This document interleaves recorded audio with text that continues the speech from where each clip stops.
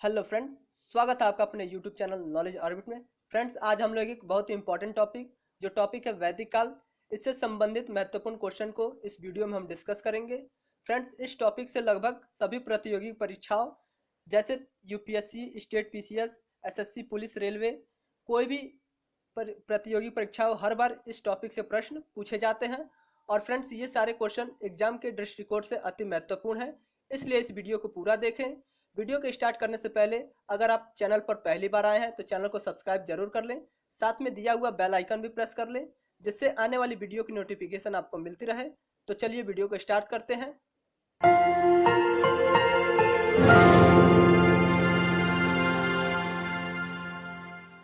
तो फ्रेंड्स, आज हम लोग पढ़ने वाले हैं वैदिक काल के इंपॉर्टेंट क्वेश्चन को। तो पहला इसका क्वेश्चन है, पूर्व वैदिक या ऋग्वैदिक संस्कृति का काल किसे माना जाता है? तो पूर्व वैदिक या ऋग्वैदिक संस्कृति का काल 1500 ईसा पूर्व से 1000 ईसा पूर्व के बीच माना जाता है। तो इसका सही आंसर है ऑप्शन ए। अगला क्वेश्चन है, उत्तर वैदिक संस्कृति का काल किसे माना जाता है? तो फ्रेंड्स, वैदिक काल को दो भागों में बांटा गया है, पहला ऋग्वैदिक संस्कृति और दूसरा उत्तर वैदिक संस्कृति। तो फ्रेंड्स, यहाँ उत्तर वैदिक संस्कृति का काल पूछा गया है, तो उत्तर वैदिक संस्कृति का काल 1000 ईसा पूर्व से 600 ईसा पूर्व के बीच माना जाता है। तो इसका सही आंसर है ऑप्शन बी। वही अगर यहाँ ऋग्वैदिक संस्कृति का काल पूछा गया होता तो ऋग्वैदिक संस्कृति का काल 1500 ईसा पूर्व से 1000 ईसा पूर्व के बीच माना जाता है।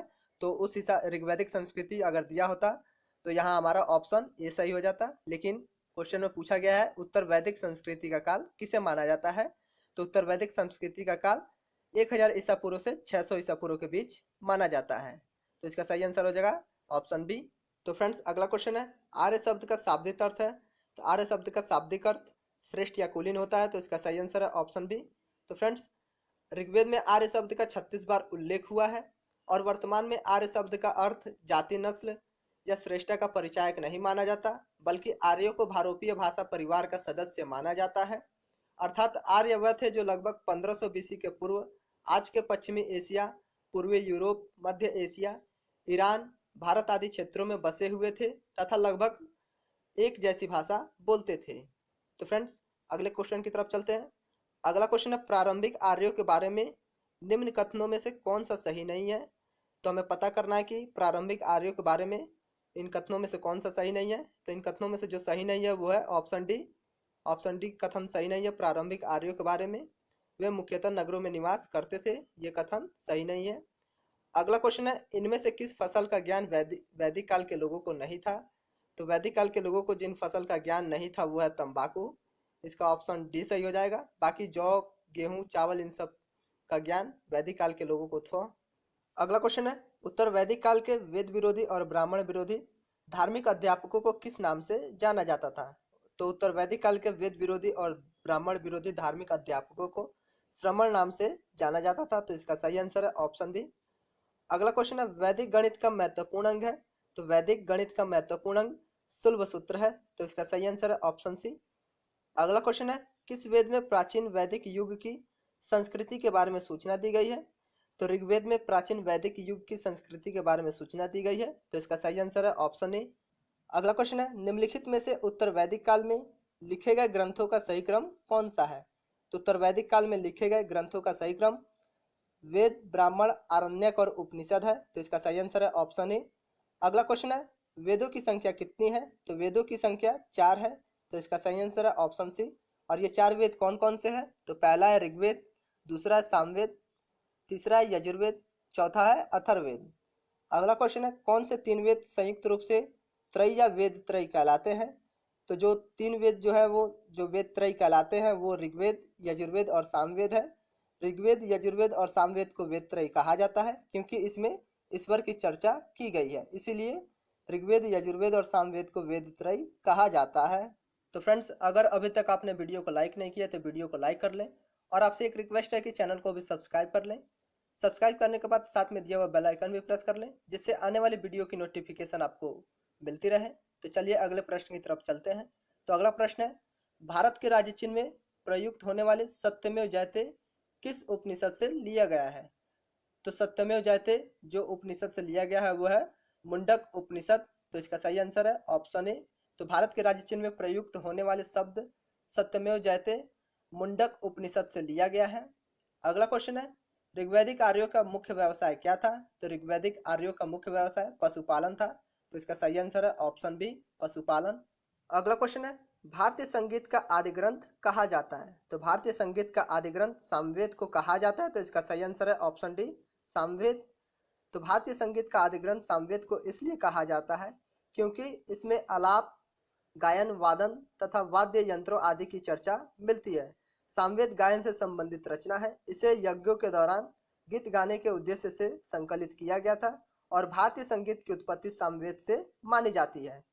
अगला क्वेश्चन है, प्रथम विधि निर्माता कौन है? तो प्रथम विधि निर्माता मनु है। तो इसका सही आंसर है ऑप्शन ए, मनु। अगला क्वेश्चन है, कृष्ण भक्ति का प्रथम और प्रधान ग्रंथ है? तो कृष्ण भक्ति का प्रथम और प्रधान ग्रंथ श्रीमद् भागवत गीता है। तो इसका सही आंसर है ऑप्शन बी। फ्रेंड्स, अगला क्वेश्चन है, ऋग्वेद में संपत्ति का प्रमुख रूप क्या है? तो ऋग्वेद में संपत्ति का प्रमुख रूप गोधन है। तो इसका सही आंसर है ऑप्शन ए। अगला क्वेश्चन है, ऋग्वेद के किस मंडल में शूद्र का उल्लेख पहली बार मिलता है? तो ऋग्वेद के 10वें मंडल में शूद्र का उल्लेख पहली बार मिलता है। तो इसका सही आंसर है ऑप्शन डी। और फ्रेंड्स, बात करें 10वें मंडल की, तो 10वें मंडल में कुछ और भी शब्दों का उल्लेख हुआ है जो हमारे एग्जाम के दृष्टिकोण से अति महत्वपूर्ण है। तो आइए जानते हैं 10वें मंडल में क्या क्या और शब्दों का उल्लेख हुआ है। तो पहला शब्द जो है वो है सत्य को परिभाषित किया गया है, जिसमें कहा गया है कि एकम सत्य विपरा बहुधा वदान्ति, अर्थात सत्य एक होता है लेकिन विद्यमान इसे अलग अलग बताते हैं। दूसरा है वासुदेव कुटुंबकम शब्द की चर्चा मिलती है, जिसमें कहा गया है कि पूरा विश्व एक परिवार है। तीसरा है विवाह सूक्त की चर्चा मिलती है, जिसमें विवाह को संस्कार माना गया है। चौथा है सरस्वती वंदना का उल्लेख किया गया इसमें। और पांचवा है पुरुष सूक्त की चर्चा हुई है, जिसमें पहली बार 4 वर्णों का उद्भव हुआ है। और इसी पुरुष सूक्त की चर्चा में पहली बार शूद्र शब्द का उल्लेख हुआ है। और ये 4 वर्ण है ब्राह्मण, क्षत्रिय, शूद्र, वैश्य। अगला क्वेश्चन है, पुराणों की संख्या कितनी है? तो पुराणों की संख्या 18 है। तो इसका सही आंसर है ऑप्शन ए, 18। अगला क्वेश्चन है, वैदिक धर्म का मुख्य लक्षण इनमें से किसकी उपासना था? तो प्राकृतिक उपासना वैदिक धर्म का मुख्य लक्षण था। तो इसका सही आंसर है ऑप्शन ए, प्रकृति। अगला क्वेश्चन है, किस देवता के लिए ऋग्वेद में पुरंदर शब्द का प्रयोग हुआ है? तो इंद्र देवता के लिए ऋग्वेद में पुरंदर शब्द का प्रयोग हुआ है। तो इसका सही आंसर है ऑप्शन ए, इंद्र। तो फ्रेंड्स, अगला क्वेश्चन है, शुल्वसूत्र किस विषय से संबंधित पुस्तक है? तो शुल्वसूत्र ज्यामितीय विषय से संबंधित पुस्तक है। तो इसका सही आंसर है ऑप्शन ए। अगला क्वेश्चन है, अस्तोमा सदगम्य कहाँ से लिया गया है? तो अस्तोमा सदगम्य ऋग्वेद से लिया गया है। तो इसका सही आंसर है ऑप्शन ए। अगला क्वेश्चन है, आर्य भारत में बाहर से आए और सर्वप्रथम बसे थे? तो आर्य भारत में बाहर से आए थे और सर्वप्रथम पंजाब में बसे थे। तो इसका सही आंसर है ऑप्शन सी। अगला क्वेश्चन है, सूची 1 को सूची 2 के साथ सम्मिलित कीजिए। तो देखिए फ्रेंड्स, सूची 1 और सूची 2 दिया गया है, इसे हमें सही सम्मिलित करना है। तो सूची 1 में वेद दिया गया है और सूची 2 में यज्ञकर्ता दिया गया है। तो आइए एक एक करके सही सही इसका सम्मिलित करते हैं।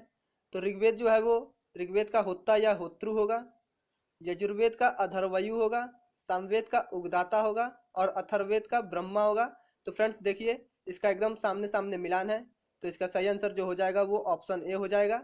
अगला क्वेश्चन है, वेदों को अपौरुषीय क्यों कहा गया है? तो वेदों को अपौरुषीय इसलिए कहा गया है क्योंकि वेदों की रचना देवताओं के द्वारा की गई है। तो इसका सही आंसर है ऑप्शन ए। अगला क्वेश्चन है, वैशेषिक दर्शन के प्रतिपादक हैं? तो वैशेषिक दर्शन के प्रतिपादक उलूक कणद है। तो इसका सही आंसर है ऑप्शन सी। अगला क्वेश्चन है, मीमांसा या पूर्व मीमांसा दर्शन के प्रतिपादक है? तो मीमांसा या पूर्व मीमांसा दर्शन के प्रतिपादक जैमिनी है। तो इसका सही आंसर है ऑप्शन ए। अगला क्वेश्चन है, वेदांत या उत्तर मीमांसा दर्शन के प्रतिपादक है? तो वेदांत या उत्तर मीमांसा दर्शन के प्रतिपादक बादरायण है। तो इसका सही आंसर है ऑप्शन बी। अगला क्वेश्चन है, ऋग्वेद का कौन सा मंडल पूर्णतः सोम को समर्पित है? तो ऋग्वेद का 9वां मंडल पूर्णतः सोम को समर्पित है। तो इसका सही आंसर है ऑप्शन सी। अगला क्वेश्चन है, प्रसिद्ध 10 राजाओं का युद्ध दसराज युद्ध किस नदी के तट पर लड़ा गया था? तो यह 10 राजाओं का युद्ध जो है परुस्नी नदी के किनारे लड़ा गया था। तो इसका सही आंसर है ऑप्शन डी। और फ्रेंड्स, परुस्नी नदी को फिलहाल में रावी नदी भी कहा जाता है। तो अगला क्वेश्चन है, धर्मशास्त्रों में भू राजस्व की दर क्या है? तो धर्मशास्त्रों में भू राजस्व की दर 1/6 है। तो इसका सही आंसर है ऑप्शन सी। अगला क्वेश्चन है, 800 ईसा पूर्व से 600 ईसा पूर्व तक का काल किस युग से जुड़ा हुआ है? तो 800 ईसा पूर्व से 600 ईसा पूर्व का काल ब्राह्मण युग से जुड़ा हुआ है। तो इसका सही आंसर है ऑप्शन ए। अगला क्वेश्चन है, किस काल में अछूत की अवधारणा स्पष्ट रूप से उदित हुई? तो धर्मशास्त्र के काल में अछूत की अवधारणा स्पष्ट रूप से उदित हुई, तो इसका सही आंसर है ऑप्शन डी। अगला क्वेश्चन है, एशिया माइनर स्थित बुगाचकोई का महत्व इसलिए है कि, तो फ्रेंड्स यहाँ देखना है कि इसमें से ऑप्शन कौन सा सही है। तो इसमें जो ऑप्शन सही होगा वो ऑप्शन ए होगा। वहाँ जो अभिलेख प्राप्त हुए हैं उनमें 4 वैदिक देवताओं इंद्र, वरुण, मित्र, नासत्य का उल्लेख मिलता है। यानी कि एशिया माइनर स्थित बुगाचकोई का महत्व इसलिए है कि वहाँ जो अभिलेख प्राप्त हुए हैं उनमें 4 वैदिक देवताओं इंद्र, वरुण, मित्र, नासत्य का उल्लेख मिलता है। तो इस हिसाब से ऑप्शन ए सही हो जाएगा। तो हमारा ऑप्शन ए सही है। अगला क्वेश्चन है, गायत्री मंत्र किस पुस्तक में मिलता है? तो गायत्री मंत्र ऋग्वेद में मिलता है, तो इसका सही आंसर है ऑप्शन ए। अगला क्वेश्चन है, न्याय दर्शन को प्रचारित किया था? तो न्याय दर्शन को गौतम ने प्रचारित किया था, तो इसका सही आंसर है ऑप्शन बी। अगला क्वेश्चन है, प्राचीन भारत में निष्क से जाने जाते थे? तो प्राचीन भारत में निष्क से स्वर्ण आभूषण जाने जाते थे, तो इसका सही आंसर है ऑप्शन ए। अगला क्वेश्चन है, योग दर्शन के प्रतिपादक है? तो योग दर्शन के प्रतिपादक पतंजलि है, तो इसका सही आंसर है ऑप्शन ए। अगला क्वेश्चन है, उपनिषद पुस्तकें हैं? तो उपनिषद पुस्तकें दर्शन पर आधारित है, तो इसका सही आंसर है ऑप्शन डी। अगला क्वेश्चन है, सूची 1 को सूची 2 के साथ सम्मिलित कीजिए एवं नीचे दिए कुट की सहायता से सही उत्तर चुनिए। तो फ्रेंड्स हमें यहाँ सूची 1 और सूची 2 दिया गया है और इसकी सहायता से हमें इसका सही आंसर पता करना है। तो आइए एक एक करके देख लेते हैं। तो ऋग्वेद का जो है, ऋग्वेद का होगा स्रोत एवं प्रार्थनाएं। यजुर्वेद का होगा स्रोत एवं कर्मकांड पर आधारित है। सामवेद संगीतमय और स्रोत पर आधारित है। अथर्ववेद तंत्र मंत्र एवं वशीकरण पर आधारित है, तो इसका सही आंसर जो होगा वो ऑप्शन ए हो जाएगा। अगला क्वेश्चन है, आरंभिक वैदिक साहित्य में सर्वाधिक वर्णित नदी है? तो आरंभिक वैदिक साहित्य में सर्वाधिक वर्णित नदी जो है वो सिंधु नदी है, तो इसका सही आंसर हो जाएगा ऑप्शन ए। अगला क्वेश्चन है, उपनिषद काल के राजा अश्वपति शासक थे? तो उपनिषद काल के राजा अश्वपति शासक जो थे वो केकय थे, तो इसका सही आंसर है ऑप्शन बी। अगला क्वेश्चन है, अध्यात्मक ज्ञान के विषय में नचिकेता और यम का संवाद किस उपनिषद में प्राप्त होता है? तो अध्यात्मक ज्ञान के विषय में नचिकेता और यम का संवाद कठोपनिषद में प्राप्त होता है, तो इसका सही आंसर है ऑप्शन सी। अगला क्वेश्चन है, वैदिक नदी कुब्भा का स्थान कहाँ निर्धारित होना चाहिए? तो वैदिक नदी कुब्भा का स्थान अफगानिस्तान में निर्धारित होना चाहिए, तो इसका सही आंसर है ऑप्शन में। अगला क्वेश्चन है, कपिल मुनि द्वारा प्रतिपादित दार्शनिक प्रणाली है? तो कपिल मुनि द्वारा प्रतिपादित दार्शनिक प्रणाली सांख्य दर्शन है, तो इसका सही आंसर है ऑप्शन बी। अगला क्वेश्चन है, भारत के किस स्थल की खुदाई से लौह धातु के प्रचलन प्राचीनतम प्रमाण मिले हैं? तो भारत के अतरंजी खेरा से स्थल की खुदाई से लौह धातु के प्रचलन के प्राचीनतम प्रमाण मिले हैं, तो इसका सही आंसर है ऑप्शन बी। अगला क्वेश्चन है, निम्नलिखित में से किसका संकलन ऋग्वेद पर आधारित है? तो सामवेद का संकलन ऋग्वेद पर आधारित है, तो इसका सही आंसर है ऑप्शन बी। अगला क्वेश्चन है, निम्नांकित में कौन प्रस्थानत्रयी में शामिल नहीं है? तो प्रस्थानत्रयी में जो शामिल नहीं है वो भागवत है, तो इसका सही आंसर है ऑप्शन ए। अगला क्वेश्चन है, कर्म का सिद्धांत संबंधित है? तो कर्म का सिद्धांत जो संबंधित है वो मीमांसा से है, तो इसका सही आंसर है ऑप्शन बी। अगला क्वेश्चन है, सम्मिलित कीजिए। तो फ्रेंड्स हमें इसमें सही सही सम्मिलित करना है, तो आइए एक एक करके सम्मिलित कर लेते हैं, देखते हैं कौन किससे संबंधित है। तो अथर्ववेद जो संबंधित है वो औषधियों से संबंधित है। ऋग्वेद जो संबंधित है वो ईश्वर महिमा से संबंधित है। यजुर्वेद बलिदान विधि से संबंधित है और सामवेद संगीत से संबंधित है। तो इस तरह से हमारा ऑप्शन ए सही हो जाएगा। अगला क्वेश्चन है, चरक संहिता नामक पुस्तक किस विषय से संबंधित है? तो चरक संहिता नामक पुस्तक चिकित्सा विषय से संबंधित है, तो इसका सही आंसर है ऑप्शन सी। अगला क्वेश्चन है, यज्ञ संबंधी विधि विधानों का पता चलता है? तो यज्ञ संबंधी विधि विधानों का पता यजुर्वेद से चलता है, तो इसका सही आंसर है ऑप्शन डी। अगला क्वेश्चन है, वैदिक योगिन सभा? तो वैदिक योगिन सभा जो है वो मंत्री परिषद थी, तो इसका सही आंसर है ऑप्शन सी। अगला क्वेश्चन है, वैदिक युग में प्रचलित लोकप्रिय शासन प्रणाली थी? तो वैदिक युग में प्रचलित लोकप्रिय शासन प्रणाली जो थी वो गणतंत्र थी, तो इसका सही आंसर है ऑप्शन सी। अगला क्वेश्चन है, सबसे प्राचीन वेद कौन सा है? तो सबसे प्राचीन वेद ऋग्वेद है, तो इसका सही आंसर है ऑप्शन ए। अगला क्वेश्चन है, निम्नलिखित में से कौन भारतीय दर्शन की आरंभिक विचारधारा है? तो भारतीय दर्शन की आरंभिक विचारधारा सांख्य है, तो इसका सही आंसर है ऑप्शन ए। अगला क्वेश्चन है, सांख्य, योग्य, न्याय, वैशेषिक, मीमांसा एवं वेदांत इन 6 भिन्न भारतीय दर्शनों को स्पष्ट रूप से अभिव्यक्त हुई है? तो वैदिक युग में स्पष्ट रूप से अभिव्यक्त हुई है, तो इसका सही आंसर है ऑप्शन ए। अगला क्वेश्चन, निम्नलिखित में वह दस्तकारी कौन सी है जो आर्यों द्वारा व्यवहार में नहीं लाई गई थी? तो लुहार नहीं लाई गई थी, तो इसका सही आंसर है ऑप्शन डी। अगला क्वेश्चन है सुमेलित कीजिए। तो फ्रेंड्स यहाँ सूची 1 और सूची 2 दिया गया है। तो सूची 1 में उपवेद दिए गए हैं और सूची 2 में संबंधित वेद दिए गए हैं। तो फ्रेंड्स हमें इसमें सही सही इसका सही सुमेलित करना है। तो आइए एक एक करके इसका सही सुमेलित करते हैं। तो आयुर्वेद जो है वो ऋग्वेद से संबंधित है, धनुर्वेद जो है यजुर्वेद से संबंधित है, गंधर्ववेद सामवेद से संबंधित है, शिल्पवेद या अर्थशास्त्र अथर्ववेद से संबंधित है। तो इस तरह से फ्रेंड हमारा ऑप्शन जो है ये सही हो जाएगा। अगला क्वेश्चन है ऋग्वेद के किन 6 मंडलों को वंश मंडल या गोत्र मंडल कहा जाता है। तो ऋग्वेद के दूसरे से 7वें मंडल को वंश मंडल या गोत्र मंडल कहा जाता है। तो इसका सही आंसर है ऑप्शन ए।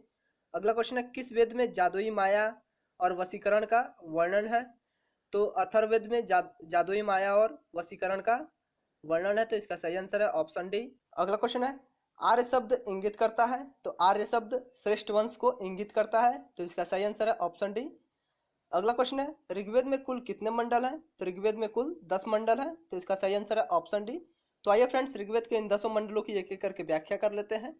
तो पहले मंडल के ऋषि का नाम दीर्घतमा है, जिन्होंने जुए के खेल का उल्लेख किया है। दूसरे मंडल के ऋषि ग्रीष्मर्ष, जिन्होंने कृषि से संबंधित का उल्लेख किया है। तीसरे मंडल के ऋषि विश्वामित्र, जिन्होंने गायत्री मंत्र का उल्लेख किया है और यह गायत्री मंत्र सूर्यदेव को समर्पित है। चौथे मंडल के ऋषि वामदेव ने कृषि की जानकारी दी है। पांचवें मंडल के ऋषि अत्रि ने अग्नि एवं अश्व के महत्व को समझाया है। छठे मंडल के ऋषि भारद्वाज ने हरि यूपिया शब्द का उल्लेख किया है, जिसे वर्तमान में हड़प्पा कहा जाता है। सातवें मंडल के ऋषि वशिष्ठ ने 10 राजाओं के युद्ध का वर्णन किया है और यह युद्ध जो है परुष्णी नदी या रावी नदी के किनारे लड़ा गया था।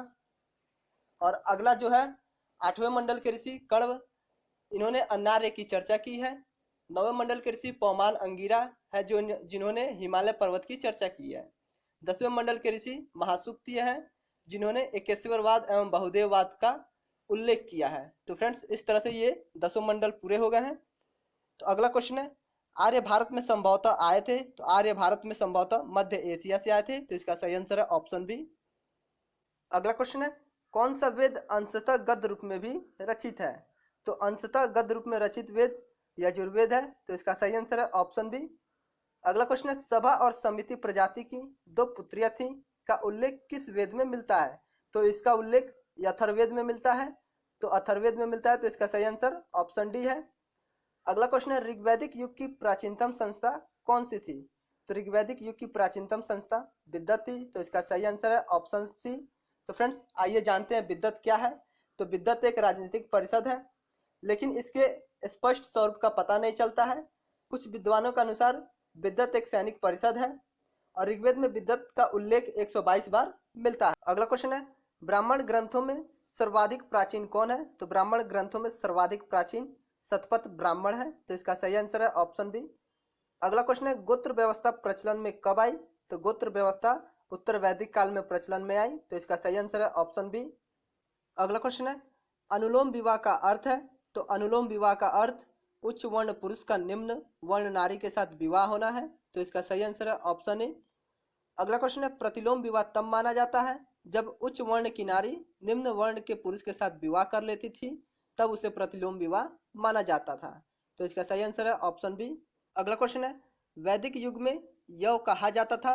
तो वैदिक युग में यौ जौ को कहा जाता था। तो इसका सही आंसर है ऑप्शन बी।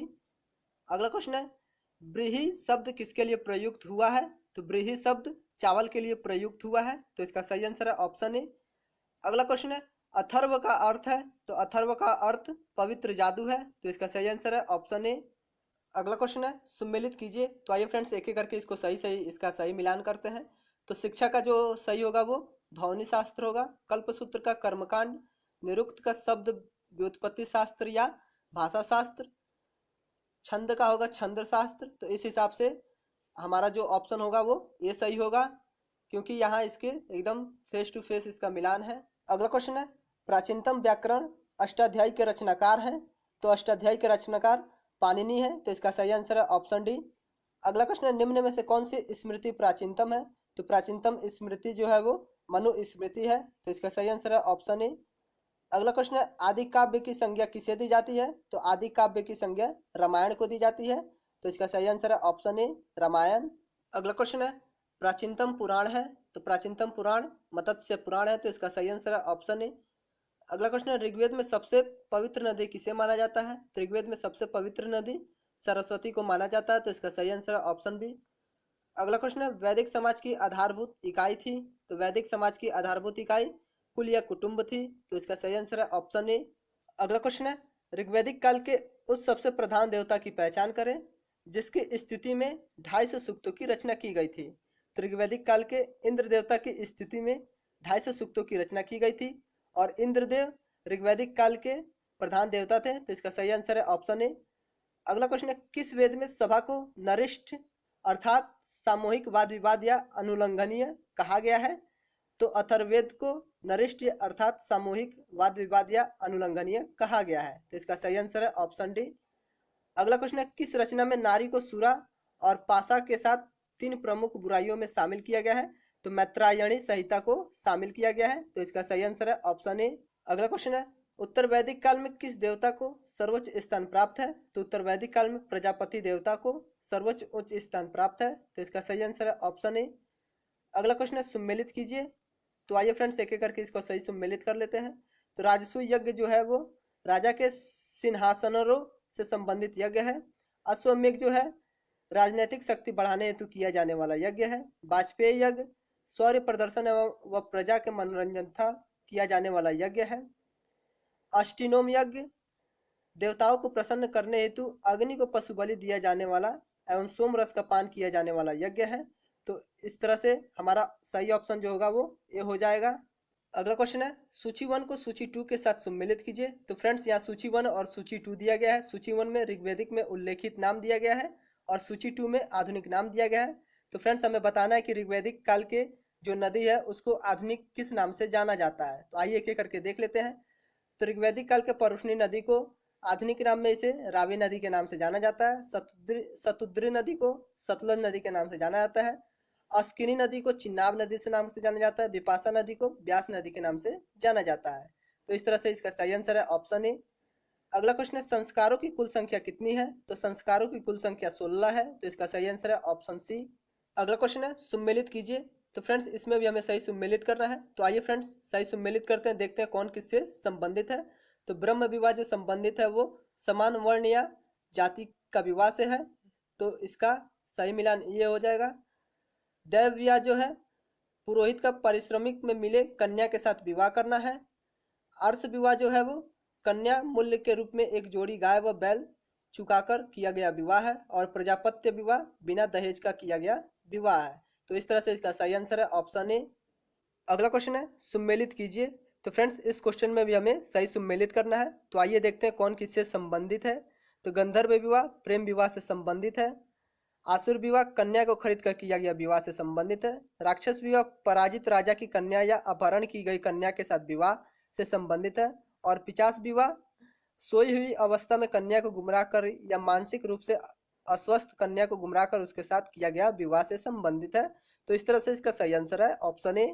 अगला क्वेश्चन है, 3 ऋण में शामिल नहीं है। तो 3 ऋण में शामिल जो नहीं है वो मात्र ऋण है, तो इसका सही आंसर है ऑप्शन डी।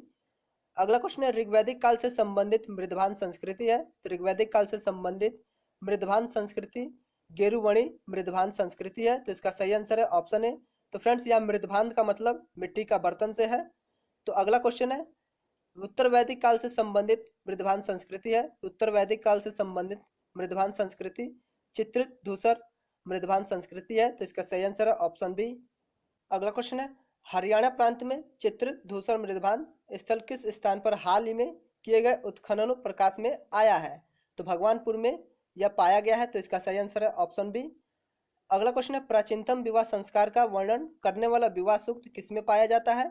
तो यह ऋग्वेद में पाया जाता है, तो इसका सही आंसर है ऑप्शन ए। अगला क्वेश्चन है, ऋग्वेद में अघन्य शब्द का प्रयोग किसके लिए किया गया है? तो ऋग्वेद में अघन्य शब्द जो है वो गाय के लिए किया गया है, तो इसका सही आंसर है ऑप्शन बी। अगला क्वेश्चन है, सुम्मेलित कीजिए। तो फ्रेंड्स इस क्वेश्चन में भी हमें इसका सही सुम्मेलित करना है। तो आइए एक एक करके करते हैं।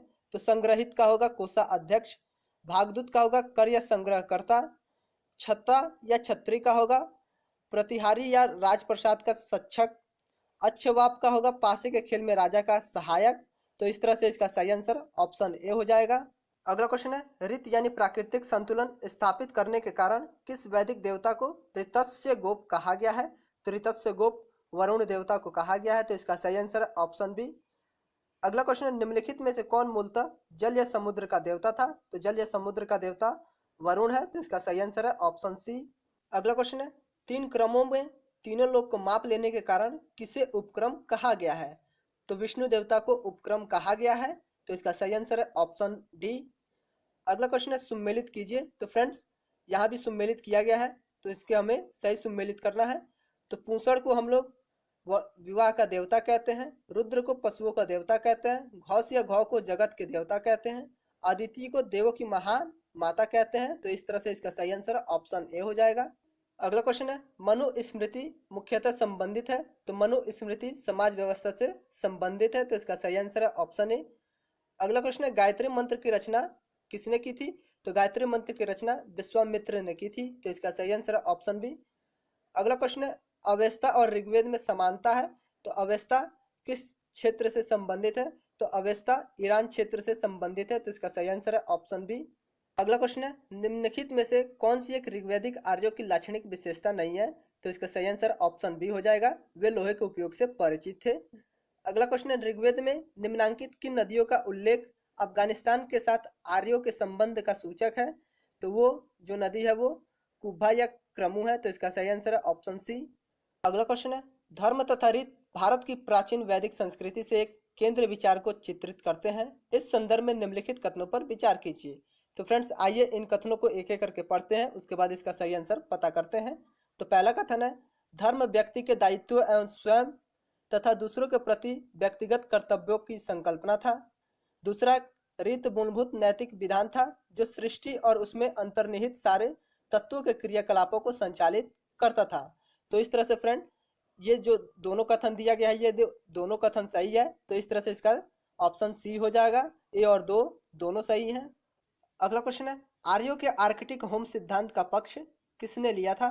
तो आर्यों के आर्कटिक होम सिद्धांत का पक्ष विजय तिलक ने लिया था, तो इसका सही आंसर है ऑप्शन सी। अगला क्वेश्चन है सूची 1 को सूची 2 से सम्मिलित कीजिए तथा सूचियों के नीचे दिए गए कुछ से सही उत्तर का चयन कीजिए। तो फ्रेंड्स यहाँ सूची 1 और सूची 2 दिया गया है। सूची 1 में वैदिक नदियों को नाम दिया गया है और सूची 2 में आधुनिक उनका नाम दिया गया है। तो आइए देखते हैं कि वैदिक नदियों के इस समय आधुनिक नाम क्या क्या है। तो कुब्बा का आधुनिक नाम काबुल है, परुष्णी का रावी है, सदानीरा का गंडक है और सतुद्री का सतलज है। तो इस तरह से इसका सही आंसर ऑप्शन बी हो जाएगा। अगला क्वेश्चन है ऋग्वेद में डैश सूक्त है? तो ऋग्वेद में 1028 सूक्त है, तो इसका सही आंसर है ऑप्शन सी। अगला क्वेश्चन है पूर्व वैदिक आर्यों का धर्म प्रमुखता था? तो पूर्व वैदिक आर्यों का धर्म प्राकृतिक पूजा और यज्ञ था, तो इसका सही आंसर है ऑप्शन सी। तो फ्रेंड्स आज हमने वैदिक काल से जुड़े 100 अति महत्वपूर्ण क्वेश्चन को कवर किया है जिसे हर प्रतियोगी परीक्षा में पूछा जाता है। तो फ्रेंड्स इस वीडियो में इतना ही।